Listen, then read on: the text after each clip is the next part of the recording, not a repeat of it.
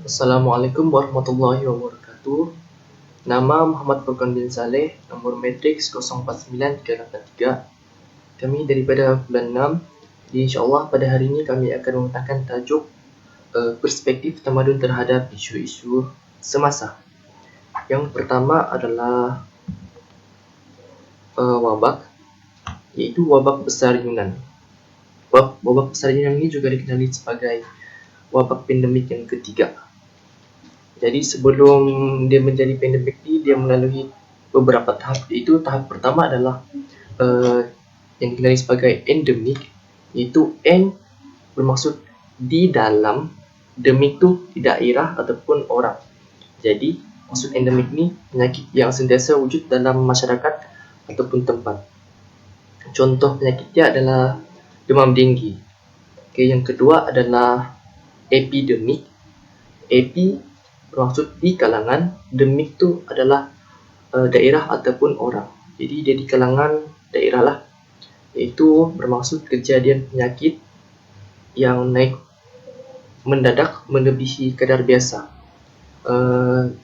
Contohnya seperti kejadian polio di Sabah pada tahun 2019. Yang ketiga barulah pandemik. Pen itu bermaksud semua, demik itu adalah daerah ataupun orang.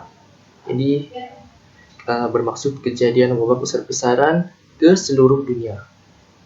Ciri pandemik ini adalah melibatkan kadar serangan yang tinggi dalam masa yang singkat. Jadi contoh penyakitnya adalah inilah wabak besar Yunan. Kita teruskan kepada tajuk kita. Faktor dan kesan dia. Faktor macam mana penyakit ini berlaku adalah yang pertama, dia berlaku di wilayah Yunan akibat melalui kutu tikus. Di sana di Yunan pada masa itu pembiakan tikus ini sangat banyak dan tidak terkawal. Jadi wujudnya virus-virus yang baru seperti inilah virus ini. Itu dia tersebar dan membiak. Dia telah membiak di beberapa kawasan seperti di wilayah Guangxi, Guangdong, Kepulauan Hainan, dan juga Hong Kong. Dan di Kanton sahaja orang meninggal sudah 60.000. Jadi selepas dia merebak di wilayah tersebut, dia juga telah tersebar di seluruh negara. Yaitu dia tersebar melalui jalan perdagangan. Bukan bermaksud tikus tu naik kapal dagang, dia pergi jalan-jalan, pergi nak bukan. Dia bermaksud orang yang, kan Cina ni dikenali sebagai negara yang kuat dagang. Jadi orang yang kena virus di sana ni, dia naik kapal dagang, lepas orang berdagang di seluruh negara, dan orang yang berdagang tu dia mulalah berdagang di sana. Jadi orang yang beli-beli itu pun kena virus tersebut. Jadi apabila orang kena virus tersebut, dia telah meragut 15 juta nyawa. Bayangkan 15 juta nyawa ini dia telah merebak ke seluruh dunia dan menyebabkan kematian yang sangat banyak di Brazil dan banyak lagi lah negara. Jadi selepas perkara diberlaku, mestilah ada inisiatif daripada seluruh negara untuk mencari vaksin kan. Jadi pada tahun 1894, seorang dokter di Hong Kong ini bernama Alexander Yersin, dia berjaya mengesan bakteri tersebutlah, ya jenis Bacillus Yersinia pestis. Masa itu dia belum jumpa vaksin lagi. Jadi pada tahun 1897 baru dia jumpa vaksin. Yaitu vaksin penyakit ini berjaya dibuat dalam masa orang buat dalam masa 60 tahun sebelum wabak ni diisytihar terkawal. Bismillahirrahmanirrahim. Assalamualaikum warahmatullahi wabarakatuh. Nama saya Nakib Adlam Junaidi dan nomor matriks saya 048876. Baiklah, pada hari ini saya akan meneruskan pembentangan dengan subtopik yang diberikan kepada saya, yaitu cara rawatan penyakit dan pencegahannya. Oke, yang pertama ialah kuarantin. Kuarantin ini adalah perkara paling basic jika seseorang itu dijangkiti atau disyaki dijangkit.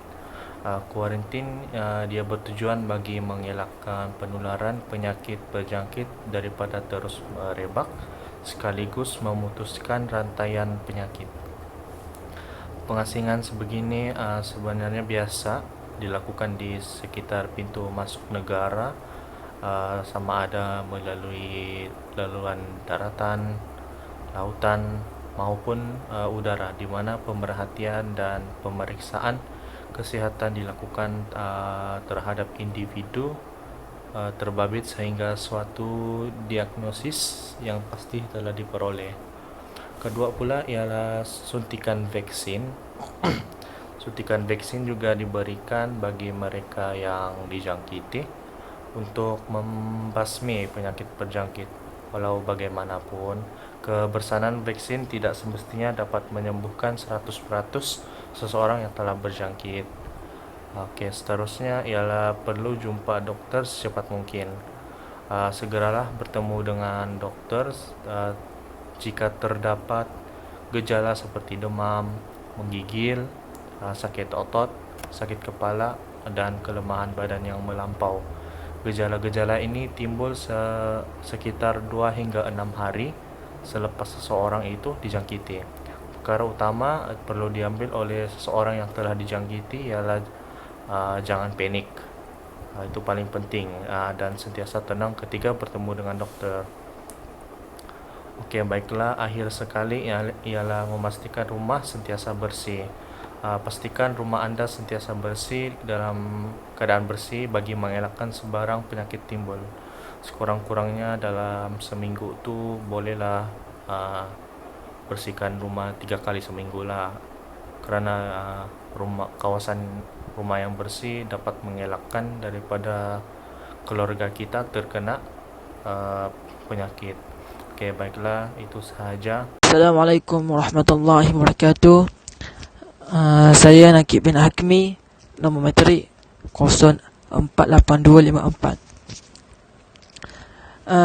Pada hari ini saya akan membentangkan cara tangani novel coronavirus di peringkat global. Okey, sebagaimana yang kita tahu, virus corona ini merupakan virus pandemik. Hal ini kerana virus ini telah tersebar ke seluruh pelosok dunia, tidak terkecuali Malaysia. Virus ini menjangkiti jutaan manusia dan puluhan ratus ribu kematian setakat ini. Justru itu, tiada sebarang vaksin yang berjaya untuk mengubati pesakit COVID ini. Oleh itu, saya akan membentangkan cara yang efektif untuk tangani virus ini di peringkat global. Pertama ialah mengelakkan diri dari terdedah kepada virus ini, atau yang kita sebut lockdown. Cara ini adalah cara yang paling berkesan pada masa ini. Ini kerana dengan melakukan lockdown, kita serta keluarga kita terselamat dari sebarangan kemungkinan untuk berjangkit. Hal ini kerana lockdown merupakan cara untuk memutuskan rantaian virus ini dari berjangkit. Perkara ini telah dibuktikan berkesan apabila negara Malaysia, iaitu negara kita sendiri, telah berjaya memutuskan rantaian COVID-19 melalui cara ini. Okey, selain itu, melakukan aktiviti pencegahan yang asas untuk mengelakkan penyebaran virus melalui udara dan sentuhan. Contohnya, memakai penutup muka apabila keluar dari rumah untuk sebarang hajat, dan sentiasa membasuh tangan selepas menyentuh sesuatu, serta selalu memakai hand sanitizer. Tambahan pula, virus ini boleh bertahan beberapa jam pada benda terutamanya besi. serta virus ini mudah dibawa angin. Itulah penting kita memakai penutup muka. Di samping itu, elakkan dari makan makanan yang mentah dan yang tidak dimasak sepenuhnya. Hal ini kerana dibimbangi virus ini kemungkinan berada dalam daging yang mentah. Oleh itu, kita disarankan agar makan makanan yang masak supaya kebarangkalian untuk dijangkiti ini tipis. Oleh itu sahaja, sekian daripada saya.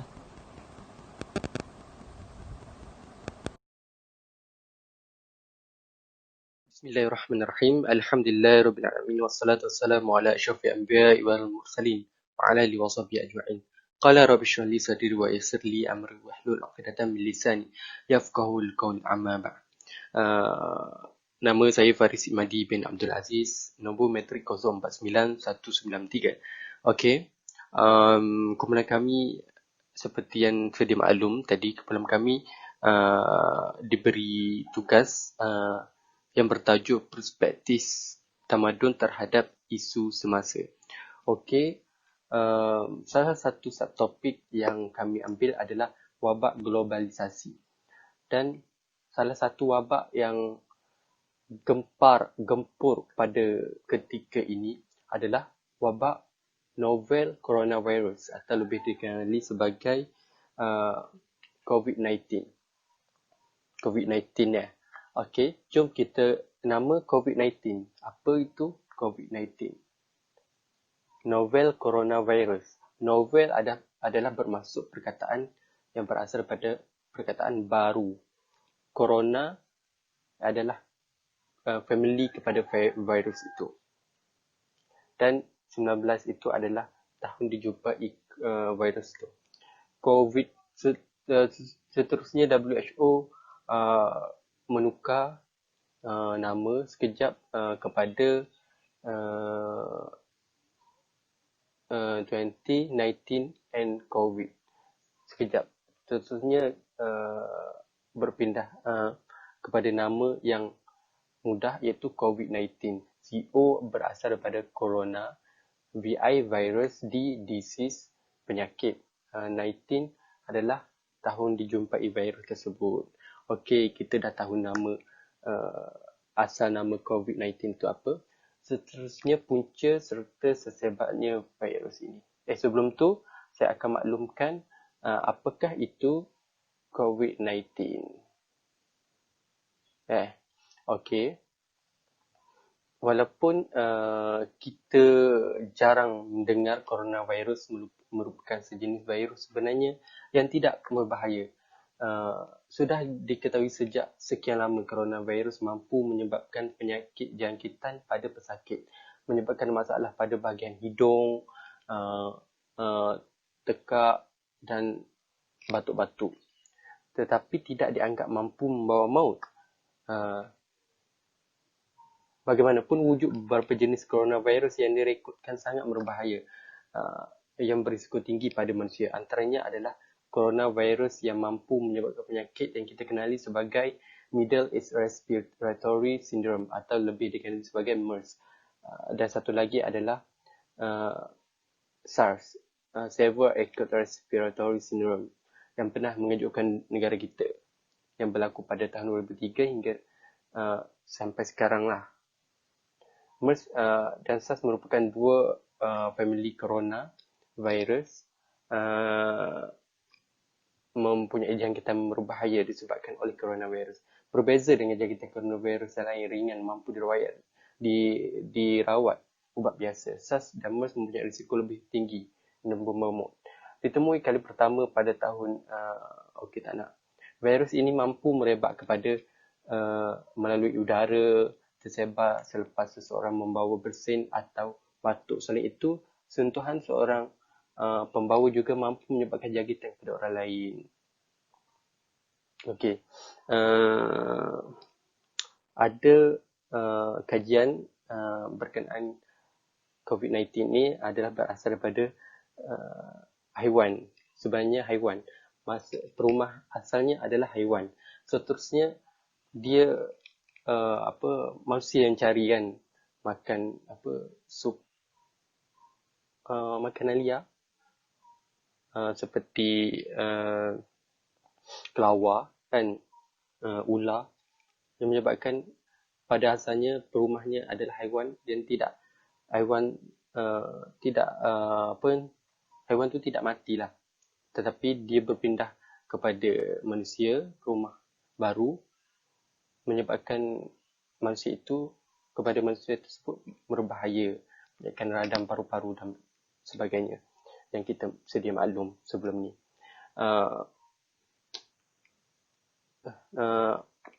Kenapa kerajaan membuat lockdown selama 14 hari fasa pertama? Kerana kajian menyatakan terhadap virus itu tempoh inkubasinya adalah selama 14 hari. Dia akan mati sendiri selama 14 hari dalam tubuh manusia. Yang kerajaan buat lockdown tu untuk menyekat dia terus tersebar, terus mencari perumah baru, merebak-rebak manusia, menyekat jalan untuk virus itu mati di tengah jalan. Okey, faham? Sebab tu 14 hari dia akan mati sendiri selama 14 hari. Itu saja yang saya dapat terangkan terhadap masuk novel coronavirus ini. Okey, sekian saja daripada saya.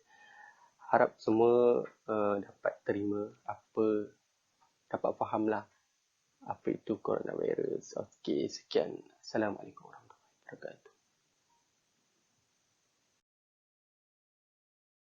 Bismillahirrahmanirrahim. Nama saya Wan Nur Aimi Khairunisa binti Wan Abdul Malik, nombor metrik 048236. Saya akan menerangkan tentang isu bahasa. Sebelum saya pergi lebih jauh lagi untuk menerangkan isu dahulu dan semasa, saya perkenalkan melibatkan kedudukan bahasa Melayu di serantau seantero dunia. Bahasa Melayu merupakan bahasa yang berada di tangga yang ke-6, mempunyai bilangan penonton yang paling banyak di dunia. Bilangan penonton bahasa Melayu melebihi 300 juta orang, termasuklah yang berada di Malaysia, Indonesia, Brunei, Singapura, Selatan Filipina, Selatan Thailand, Kemboja, Afrika Selatan, Sri Lanka dan lain-lain dalam dunia Melayu. Bahasa Melayu juga dikenali sebagai bahasa lingua franca yang dahulunya lingua franca kerana pelbagai pada zaman dahulu orang belagar menggunakan bahasa ni dan dikenali oleh seluruh dunia. Baiklah. Saya akan menerangkan tentang isu-isu pada masa dahulu. Bahasa mula tergugat apabila Dasar Malaya Union telah digubal, iaitu antaranya adalah bahasa Melayu semakin terhakis dan MU ataupun Malaya Union ini juga mencabar ketuanan Melayu, tulisan Jawi dan sistem beraja. Jadi Dasar Malaya Union siapa yang buat? Okey, Malaya Union ni telah dibuat atau dirangka oleh penjajah British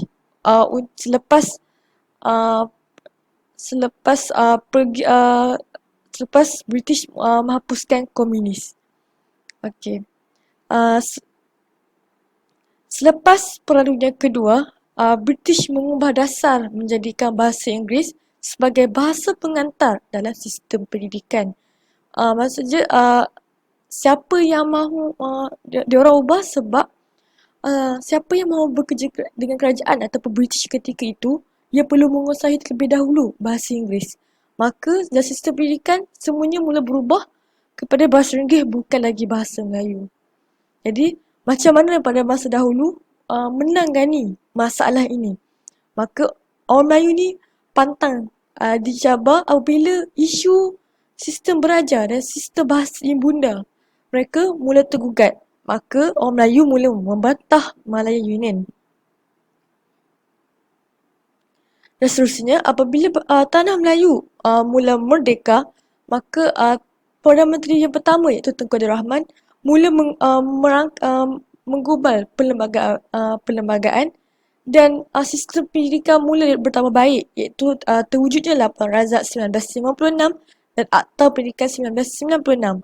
Lapan Razak 1996 ni dia tertulis pada tahun 1996 dan laporan ini digabungkan dalam Seksyen 3 daripada Ordinan Pelajaran 1957 untuk membentuk asas kepada rangka pelajaran. Kalau angka pendidikan 1996 ini, dia mewajibkan kelulusan dalam bahasa Melayu untuk naik ke sekolah menengah kebahasaan dan peperiksaan sinjil rendah pelajaran iaitu SRP. Okay. Jadi apa isu pada masa kini? Seperti yang semua sudah maklum, dahulu telah tular satu video yang melibatkan masyarakat Cina menyanyikan lagu negaraku dalam bahasa Mandarin. Maka ia seperti semua sudah maklum bahawa lagu negaraku merupakan bahasa dalam bahasa Melayu. Jadi untuk masyarakat seperti masyarakat Melayu mula tergugat bahawa semua sudah maklum bahawa bahasa Melayu tu merupakan bahasa rasmi di Malaysia. Daripada bahasa Mandarin turut dinyanyikan tertular di sebuah video di sebuah sekolah menyanyikan lagu negaraku dalam bahasa Arab. Seterusnya iaitu PPSMI iaitu pengajaran dan pembelajaran sains dan matematik dalam bahasa Inggeris.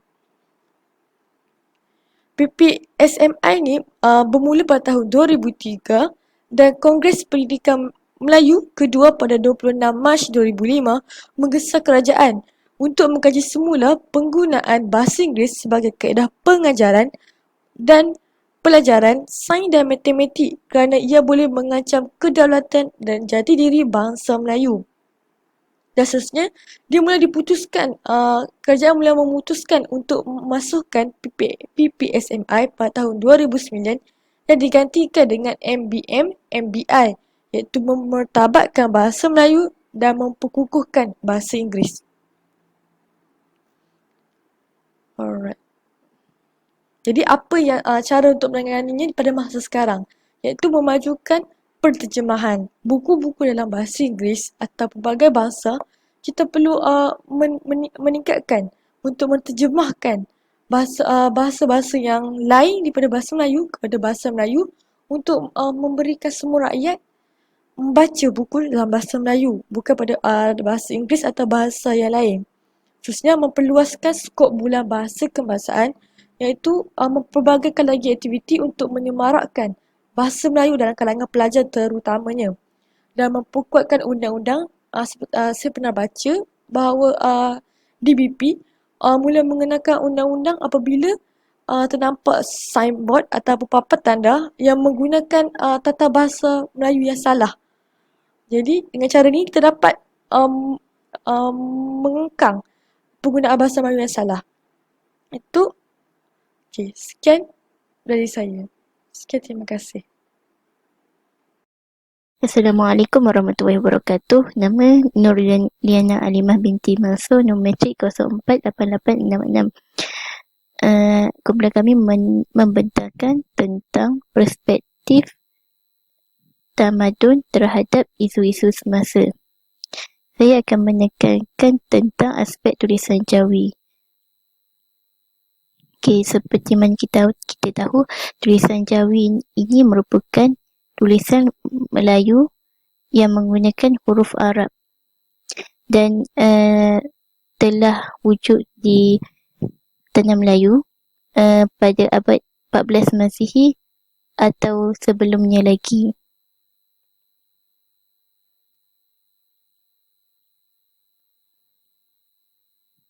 Okey, isu dahulu, tulisan Jawi ini diganti dengan tulisan Rumi setelah kedatangan penjajah dalam bahasa Inggeris.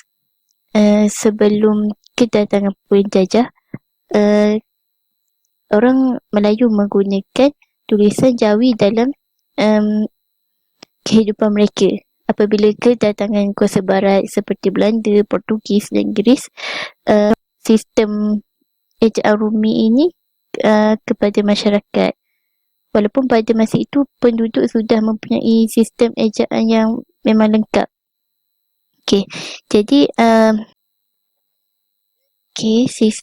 sistem ejaan bahasa Melayu terus berkembang sehingga melahirkan leksikografi, iaitu proses penyusunan kamus yang berupa daftar kata, glosari dan tulisan Rumi. Pengguna ini semakin berkembang. Tulisan Jawi dipinggirkan dan hampir hilang kerana jarang orang akan mempraktiskan penggunaan tulisan Jawi ini. Jika bukan masyarakat Melayu untuk menggunakan tulisan Jawi, siapa lagi yang akan menggunakannya. Jadi apabila orang Melayu semakin lama semakin biasa menggunakan tulisan Rumi ini, tulisan Jawi semakin lama sukar untuk orang Melayu faham. Pertambahan bendahara kata bahasa Inggeris telah menyusahkan lagi penukaran dalam tulisan Jawi itu. Jadi semangat untuk belajar tulisan Jawi semakin lama semakin pudar, tidak kira lapisan masyarakat. Jadi cara tangani yang pertama, mewujudkan tulisan Jawi dalam akhbar yang ketika dahulu akhbar merupakan alat salah satu alat yang akan menyampaikan maklumat kepada setiap orang. Jadi dalam masa yang sama mereka dapat mempelajari tulisan Jawi itu dan mempraktiskannya, seperti majalah ahkam, hukum kanun Melaka, undang-undang laut Melaka yang tetap menggunakan tulisan Jawi. Seterusnya, kemahiran tulisan Jawi perlu ada pada setiap lapisan masyarakat, tidak kira kanak-kanak, budak-budak ataupun orang dewasa. Setiap orang perlu cakna dan mempelajari serta terus memperbaiki untuk memahami tulisan Jawi itu dengan lebih baik lagi. Jika bukan orang Melayu yang akan mempertahankan dan menjaga tulisan Jawi ini, maka tulisan Jawi ini akan pupus. Tulisan Jawi ini juga boleh diperkenalkan dengan melalui khot. Mereka boleh mempelajari tulisan Jawi ini. Bagi orang yang minat seni, mereka boleh mempelajari tulisan Jawi ini melalui khot. Jadi apabila tulisan Jawi dapat digunakan, serta kemahiran seni juga dapat dipraktiskan. Okey, melalui khot ini juga tulisan Jawi itu dapat disampaikan dengan lebih menarik, dan mereka yang melihat khot ini akan lebih menilai lagi tulisan Jawi itu tentang pembelajaran tulisan khot di SGK.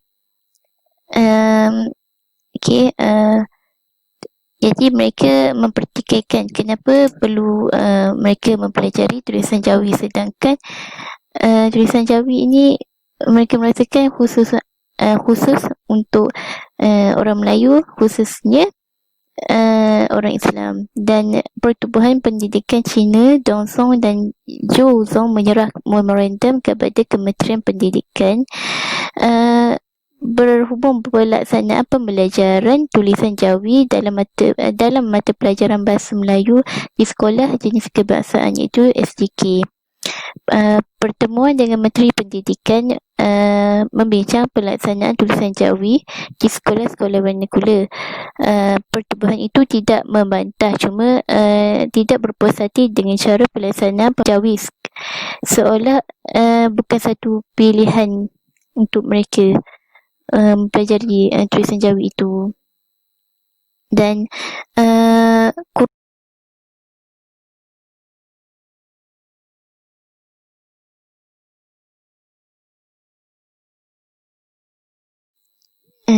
kurang penulisan Jawi dalam akhbar sekarang. Jadi apabila penulisan Jawi kurang dalam akhbar, masyarakat terutamanya orang tua semakin lama semakin melupakan tulisan Jawi itu. Kebanyakan akhbar sekarang menggunakan tulisan Rumi untuk menyampaikan sesuatu maklumat. Jadi seterusnya pelaksanaan pembelajaran Jawi dalam bahasa Melayu di SJK. Jadi mereka mempertikaikan kenapa tidak menggunakan tulisan Rumi saja untuk mempelajari bahasa Melayu. Cara tangani pembelajaran Jawi di SJK dan SK. Jadi pembelajaran Jawi ini bukan sahaja menekankan pada sekolah SJK, malah sekolah SK pun turut menekankan. Jadi setiap pelajar itu akan terdedah dengan pembelajaran Jawi ini, kerana Jawi merupakan simbol orang Melayu bagi mengekalkan tulisan Jawi itu. Dan orang Cina dan orang selain orang Melayu merupakan warga negara Malaysia. Jadi mereka juga sepatutnya turut membantu untuk mengekalkan tulisan Jawi itu. Okey, jadi penaksiran untuk pelajaran Jawi. Okey, pelajaran Jawi ni tidak buat penaksiran dan seterusnya mewujud dan memperkenalkan kaligrafi seperti kaligrafi Cina. Jadi kaligrafi Cina ini seperti ada persamaan khot yang kaligrafi Cina ini lebih menunjukkan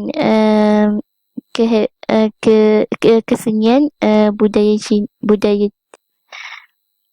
Dan apabila kaligrafi Cina diperkenalkan, mereka akan lebih tertarik dan memahami apa itu, memahami kenapa masyarakat Melayu ingin mempertahankan dan menjaga tulisan Jawi itu. Dan sekaligus juga mereka boleh belajar untuk membuat khot. Dan orang terkenal juga seperti Permaisuri Agong membuat kempen tulisan Jawi dalam laman sosial, iaitu Twitter. Jadi apabila orang ternama membuat satu tindakan, maka orang lain juga akan turut memberi sokongan untuk mengekalkan tulisan Jawi itu. Dan okey, seperti dalam hiburan, ada setengah artis itu menggunakan tulisan Jawi dalam lirik mereka, seperti lagu Sumpah yang ditulis oleh Naim Daniel. Jadi ini akan dapat menarik perhatian remaja sekarang untuk belajar dan mengekalkan lagi tulisan Jawi itu.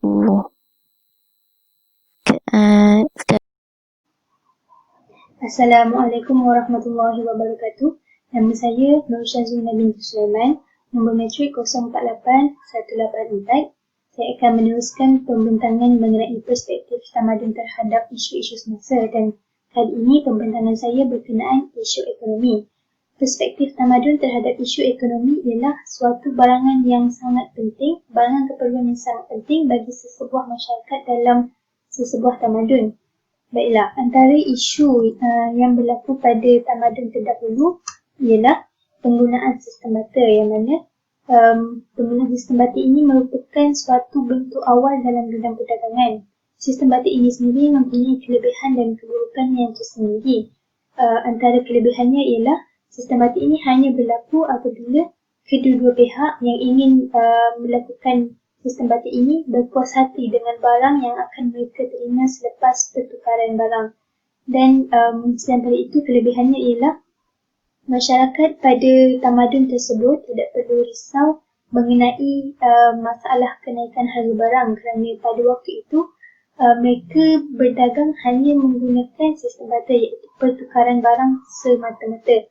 Seterusnya ialah kelemahan sistem barter, yang mana kelemahannya ialah berlakunya ketidakadilan antara barang-barang yang ditukarkan itu, kerana nilai barangan yang ditukar ada masanya tidak setara. Sebagai contoh, pihak A mempunyai garam dan dia memerlukan daging, manakala pihak B mempunyai daging dan dia memerlukan garam. Jadi apabila pihak A dan pihak B ini melakukan sistem barter, maka berlaku ketidakadilan dari segi nilai barangan tersebut, kerana seperti mana yang kita tahu bahawa nilai garam itu lebih kecil daripada nilai daging. Jadi cara bagi menangani isu ekonomi pada tamadun terdahulu ialah wujudnya nilai mata wang selepas kedatangan Islam di tanah Melayu. Sebagaimana kita tahu, Melaka merupakan sebuah negeri yang sangat berpengaruh dan ramai pelayar-pelayar, pedagang-pedagang daripada luar datang ke Melaka, dan apabila pedagang Islam datang ke Melaka, mereka memperkenalkan sistem mata wang yang mana pada zaman itu mata wang berbentuk kepingan logam ataupun shilling yang diperbuat daripada emas ataupun timah. Seterusnya ialah banyaknya pelabuhan kapal-kapal dagang berlabuh di sekitar Tanah Melayu yang sedikit sebanyak membantu menaikkan sistem ekonomi di Tanah Melayu itu sendiri. Seterusnya ialah isu ekonomi pada masa kini, yang mana banyaknya persaingan perindustrian antara negara. Sebagai contoh, negara-negara yang besar yang mempunyai nilai mata wang yang sangat tinggi dengan negara-negara yang mempunyai nilai mata wang yang rendah. Dan sekiranya negara tersebut mengalami kejatuhan nilai mata wang, maka kos sara hidup masyarakat di negara tersebut akan semakin meninggi, dan kebanyakan pelabur-pelabur asing yang telah melabur di negara tersebut akan menarik semula modal pelaburan mereka, kerana mereka sukar untuk mempercayai keadaan ekonomi di negara yang telah mereka laburkan itu. Jadi, cara bagi menangani isu ekonomi pada masa kini ialah sesebuah negara itu perlu memperbanyakkan ekspor barangan tempatan ke negara-negara luar bagi menjana pendapatan, menjana ekonomi yang lebih baik. Selain daripada itu, negara tersebut perlu mengurangkan import barangan daripada luar, kerana apabila barangan import, sebagai contoh, apabila barangan daripada Amerika Syarikat ini masuk ke negara Malaysia, Amerika Syarikat hanya perlu mengeluarkan sejumlah wang yang sedikit berbanding apabila Malaysia yang ingin mengeksport barangan ke luar negara, Malaysia perlu mengeluarkan sejumlah wang yang banyak. Jadi adalah lebih baik sekiranya negara tersebut hanya mengeksport barang tempatan keluar supaya barang tempatan itu lebih dikenali dan ramai akan membeli barangan-barangan daripada negara tersebut. Selain daripada itu, negara tersebut juga boleh menghasilkan produk yang baru ataupun yang lebih menarik supaya dapat menarik perhatian pembeli-pembeli. Selain daripada itu, ekonomi di negara tersebut juga akan meningkat dan pelabur-pelabur asing akan melabur di negara tersebut kerana mempercayai dengan keadaan ekonomi di negara itu. Jadi sekian sahaja daripada saya. Sekian, terima kasih. Assalamualaikum warahmatullahi wabarakatuh. Nama saya Nur Nawara Syahirah binti Sohaibi, nombor matrik 049013. Di sini saya akan menyambung pembentangan tentang isu semasa berkaitan dengan agama. Berkaitan dengan agama, seperti mana yang telah kita ketahui, tamadun Indiani mengamalkan pembahagian kelas dalam masyarakat mereka di sana. Pembahagian kelas ni dikenali sebagai sistem kasta. Sistem kasta terdiri daripada 4 kelas, iaitu kelas yang pertama ialah Brahmin, kelas yang kedua ialah Ksatria, kelas yang ketiga ialah Vaishya, dan kelas yang paling bawah iaitu kelas yang keempat ialah Sudra. Brahmin ditugaskan untuk memelihara agama Hindu. Golongan yang terdiri daripada kelas ini adalah seperti golongan ahli falsafah dan juga ahli agamawan. Seterusnya, Ksatria. Ksatria ini sebagai pelindung orang awam, menjaga keselamatan serta bertanggungjawab memimpin masyarakat seperti raja, panglima, dan pahlawan. Contohnya Siddhartha Gautama yang merupakan pengasas agama Buddha. Selain itu, Vaishya ni mentadbir keamanan dan memantau aktiviti harian dari segi ekonomi seperti pertanian dan perladangan. Dan kelas yang paling bawah iaitu Sudra. Sudra ni tidak mendapat sebarang keistimewaan. Golongan daripada kelas Sudra ini hanya melakukan pekerjaan yang biasa. Jika seseorang itu terdiri daripada kelas-kelas yang saya sebutkan tadi, mereka akan kekal dalam kelas tersebut sehinggalah akhir hayat mereka, walaupun mereka cuba untuk meningkatkan tahap mereka dari segi pendidikan ataupun keuangan dan juga sebagainya. Dengan itu, golongan yang tinggi telah membezakan diri mereka dengan golongan yang bawah. Mereka ni membezakan manusia mengikut kelas tertentu berdasarkan keuangan, pangkat, pekerjaan dan sebagainya. Dengan itu, telah berlakunya penindasan antara satu kaum dengan kaum yang lain dan satu bangsa dengan bangsa yang lain. Hal ini dikatakan demikian kerana wujudnya sifat ego dan inginkan penguasaan ke atas kelompok manusia yang lain. Cara tanganinya. Okey, seperti mana yang telah kita ketahui, datangnya Islam ni daripada Rasulullah SAW membawa keamanan dalam kehidupan.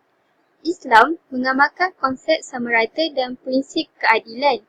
Islam tu tidak membawa hierarki seperti mana yang telah saya sebutkan pembahagian kelas tadi. Tetapi Islam ni sebenarnya membawa sosial yang di mana kita dapat mengubah sosial itu sendiri. Okey, seterusnya seperti contoh surah Al-Hujurat ayat 13 yang bermaksud Allah telah mencipta lelaki dan perempuan kemudian menjadikan kamu berbangsa-bangsa dan bersuku-suku untuk kamu saling mengenali antara satu sama lain. Dan orang yang paling mulia adalah orang yang tinggi tahap keimanan dan ketakwaan. Di sini kita dapat lihat Islam ni mementingkan keimanan dan ketakwaan seseorang itu. Islam ni tidak membezakan seseorang itu walaupun mereka ni mempunyai perbezaan dari segi keturunan, budaya, bangsa, agama dan sebagainya. Mereka ni saling memahami dan menghormati perbezaan agama yang ada pada seseorang itu. Dengan itu, mereka ni, oleh itu Islam ni, dia tidak membezakan antara pemimpin dengan orang yang dipimpin serta pihak berkuasa dengan rakyat yang bernaung. Mereka macam saling melengkapi antara satu sama lain.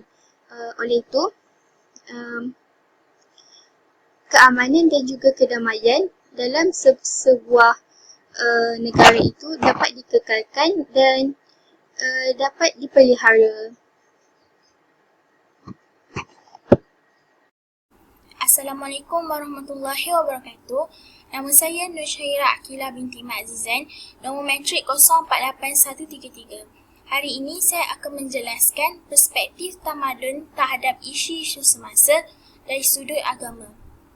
Seperti yang kita tahu, penindasan merupakan satu bentuk kezaliman yang ditolak oleh seluruh masyarakat di dunia.